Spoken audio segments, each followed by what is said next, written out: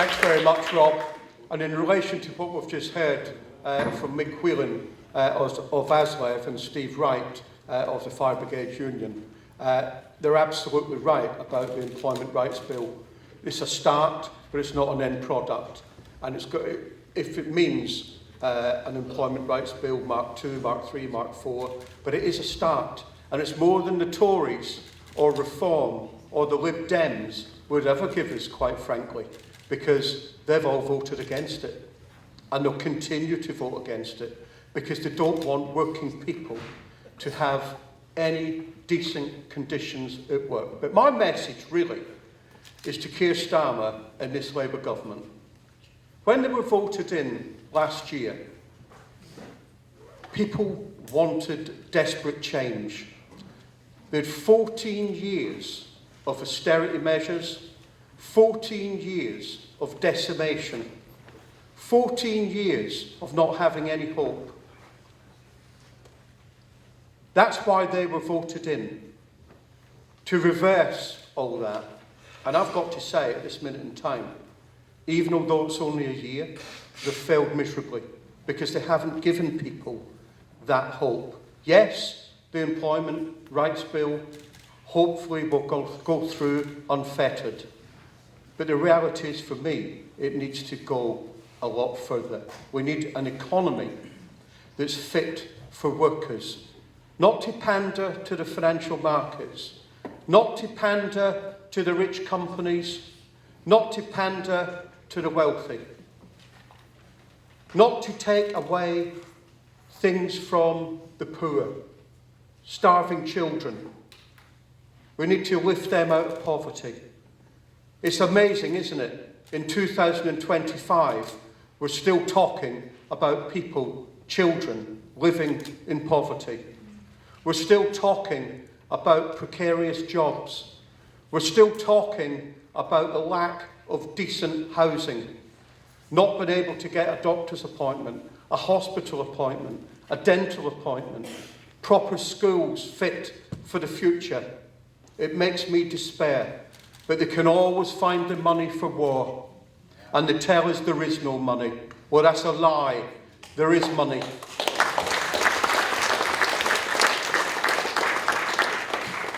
My union is in its 31st year of not having the right to strike, that a Conservative government ripped away from us in 1994. Problem is, successive Labour governments haven't reversed that either. Plenty of talk, plenty of empty promises, but they haven't gone there. And Shabana Mahmood, when I met her last time, I told her to her face, it was shame on her that they weren't going to reverse that ban on basic fundamental human rights, but they're prepared to go to the European Court and defend Tory legislation.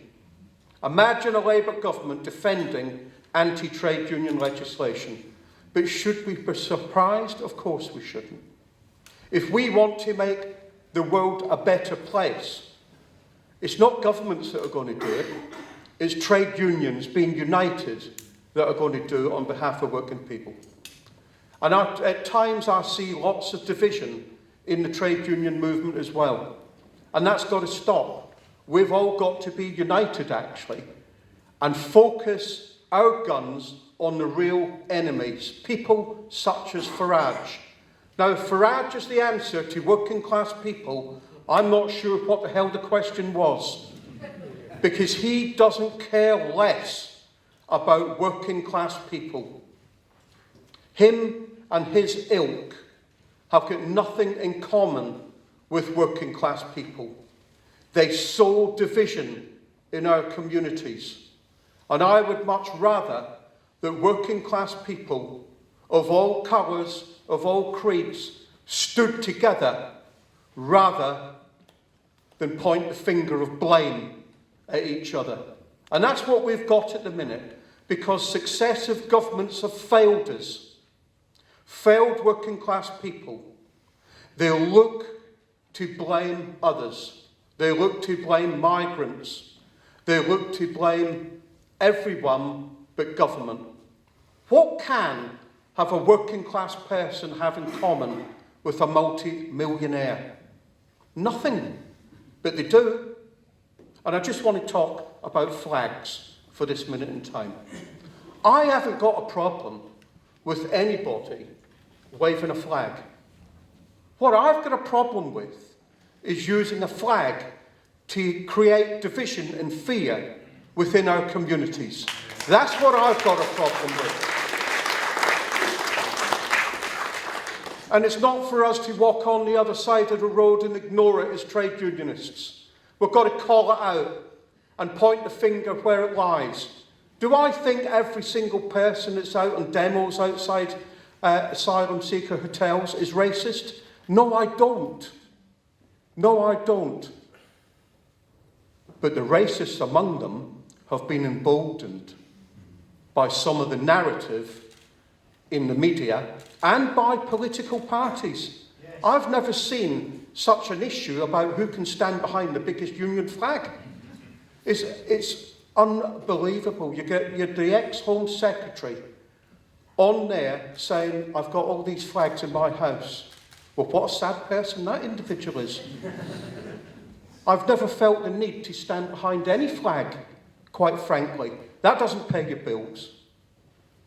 That doesn't make the economy any better. We need a decent economy for all public services and workers, so that the elderly don't feel that they're a burden, so that the young have a future that we can be proud of. Because if we don't speak up now, who is going to speak up? Because governments aren't going to do it. I've seen the prison service in the 35 years I've been in it decimated. Absolutely decimated. We've got less prison officers now than we had in 1994. Yet the prison population has doubled. We seem to be a country that just wants to lock everybody up, throw away the key, without any proper rehabilitation whatsoever. Shame on the UK for doing that. But it's the trade union movement who will stand up to these people. If we remain focused, and just as my last point, I thought a couple of years ago, Congress made a shameful decision. We talk about democracy, and lots of trade unions preach democracy to me. But when we put a motion forward about allowing trades councils to have more of an involvement in the trade union movement, it was voted down. It was voted down by people that lecture us, and they'll probably lecture us during the course of this week about democracy. Well, you missed a bloody great big opportunity by giving poor workers an opportunity to represent. And by God, trades councils do a magnificent job on behalf of trade unions throughout the UK. And I'm proud to be the president of, actually, the trades councils and represent them to the best of my ability. But unfortunately, sometimes it falls on deaf ears. Thank you, colleagues. Keep the fight up, and we'll get there eventually.